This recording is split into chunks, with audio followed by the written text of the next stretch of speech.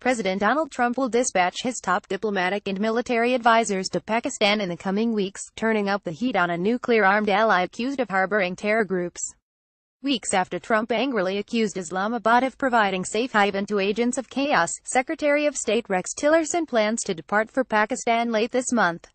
He will be followed by Secretary of Defense Jim Mattis, according to U.S. and Pakistani sources.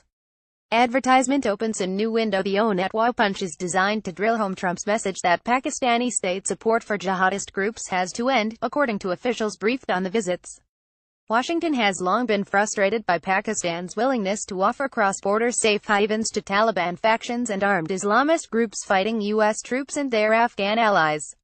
The relationship reached the breaking point in 2011, when President Barack Obama sent commandos into Pakistan in 2011 to kill al-Qaeda leader Osama bin Laden, who was living in a military garrison town. With little change since then, Trump came to office indicating that Washington's frustration had reached the point where something had to give. "We have been paying Pakistan billions and billions of dollars at the same time they are housing the very terrorists that we are fighting," he said in an August address.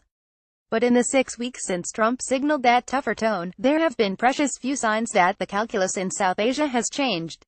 Advertisement opens a new window. Mattis told Congress this week that he will try one more time to see if we can make this work. "To this point we have not seen any impact on military-to-military relations," said one Pentagon official, suggesting any change would not happen after Mattis' visit. Visiting Washington, Pakistan's Foreign Minister Khawaja Asif appeared unwavering. He lashed out at hollow allegations about Pakistan harboring terrorists as not acceptable. "That is not the way you talk to 70-year-old friends," Asif said bitterly. "Instead of accusations and threats we should cooperate with each other for the peace in the region," he said while confirming Tillerson's visit. While professing anger in public, Pakistani officials in private complain about receiving no concrete requests to target the Haqqani network or other groups. U.S. officials have been reticent to share some intelligence for fear of tipping off targets with links inside Pakistan's government. Earlier this month, a U.S. drone killed 3 suspected militants in an attack on a compound in Pakistan's tribal region. Advertisement opens a new window. Pakistani officials also complain of receiving mixed messages from the Trump administration, which is still struggling to find its feet under a mercurial commander-in-chief.